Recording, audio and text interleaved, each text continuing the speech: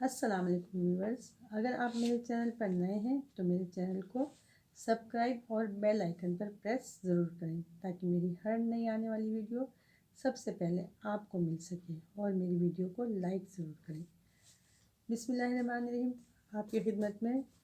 Doctor افروز عطا ایک نئی میڈیسن اور اس کے بیماری کے بارے میں آپ کو معلومات دیں گی۔ ڈائبٹیز انسیپیڈس ذیابیطس سادہ، یعنی کہ سادہ شوگر جو ہوتی ہے، اس کے بارے میں آپ کو میں انفارمیشن دوں گی۔ اس مرض میں بھی پیشاب کی کثرت ہوتی ہے، یعنی کہ کثرت سے پیشاب آتا ہے، پیاس بہت زیادہ لگتی ہے، بار بار پانی پینے کو دل چاہتا ہے،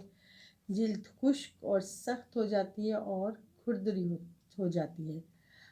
مریضہ جسمانی طور پہ اپنے آپ کو کمزور محسوس کرتی ہے یا محسوس کرتا ہے، جائنٹس میں ہو تو کمزور محسوس کرتا ہے، لیکن اس مرض میں پیشاب میں شکر خارج نہیں ہوتی، یعنی کہ پیشاب میں ہماری جو شوگر ہے، ہماری جو چینی ہے، وہ نہیں نکلتی۔ یہ مرض عموماً 10 سال سے 40 سال تک کی عمر کے بچوں کو، جوانوں میں پایا جاتا ہے، اور اس کے ساتھ ساتھ پیشاب کا وزن بھی کم ہوتا ہے۔ اچھا، بڑوں کے ساتھ ساتھ بچوں میں بھی پایا جاتا ہے، یعنی کہ 10 سال کی عمر سے 40 سال تک کی عمر کے بچوں میں، یعنی کہ بچوں اور بڑوں میں، اور نوجوانوں اور جوانوں میں، سب میں یہ مرض پایا جاتا ہے۔ پیشاب کا وزن بھی کم ہوتا ہے اور مریض کو قبض رہتا ہے، شدید قسم کا، یعنی کہ کھانا پینا ہضم نہیں ہوتا، ہضم کی خرابی اس کے اندر مکمل طور پہ رہتی ہے، اور نیند بھی، کیونکہ اس طرح کی کیفیت کے اندر نیند بھی بہت کم آتی ہے، وجوہات اس کی کچھ اس طرح سے ہوتی ہیں کہ اس مرض کی وجوہات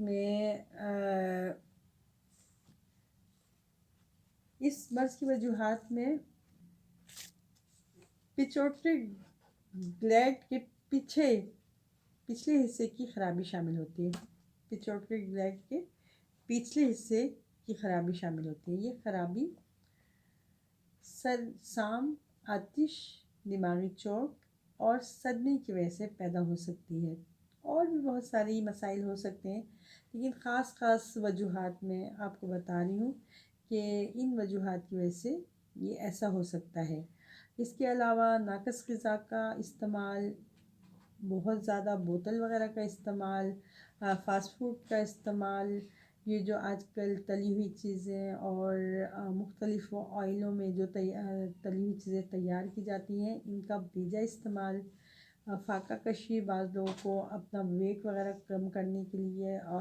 کوشش کرتے ہیں کہ بھئی ہم کھانا پینا نہ کھائیں، تو فاقہ کشی بھی اس کا سبب بنتی ہے، شراب نوشی، اور بہت زیادہ انسان کو پریشانی اور مسائل کا شکار یا الجھنیں وغیرہ، تفکرات وغیرہ جو ہیں، ان تمام کیفیت کی وجہ سے بھی شوگر کا باعث بنتے ہیں۔ تو یہ تمام کی تمام وجوہات جو ہیں، یہ تمام کی تمام وجوہات ہیں، ان کی وجہ سے یہ شوگر جو ہے، سادی شوگر، ڈائبٹیز جو ہے، یہ ہو جاتی ہے۔ تو اگر ہم ان تمام وجوہات، اب ڈائبٹیز تو ہو گئی، لیکن ان تمام وجوہات کو اگر ہم تھوڑا سا بھی بیلنس کر کے چلیں اور اس کے ساتھ ساتھ ہم میڈیسن اپلائی کرتے رہیں، تو ہم اس جو ڈائبٹیز ہے، شوگر ہے، ذیابیطس جو ہے،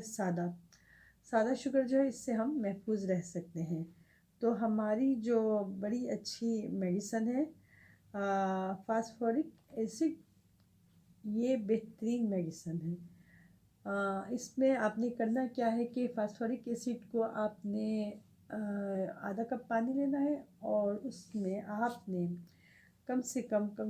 آپ نے 7 سے 10 قطرے ڈالنے ہیں، اور ہر 4 گھنٹے کے بعد،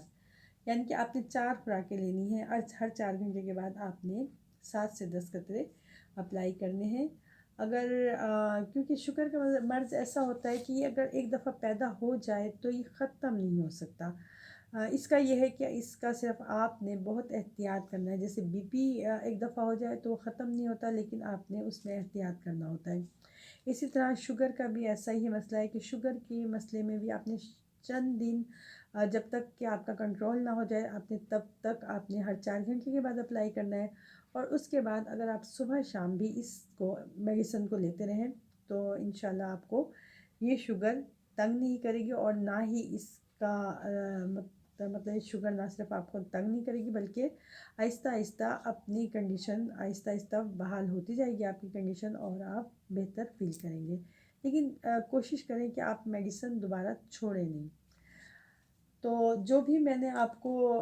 ڈائبٹیز کے بارے میں بتایا ہے، آپ کو اگر میری انفارمیشن پسند آئے تو آپ مجھے لائک کریں، سبسکرائب کریں، بیل آئیکن پر پریس کریں اور اپنے کمنٹس ضرور دیں. شکریہ. خدا حافظ.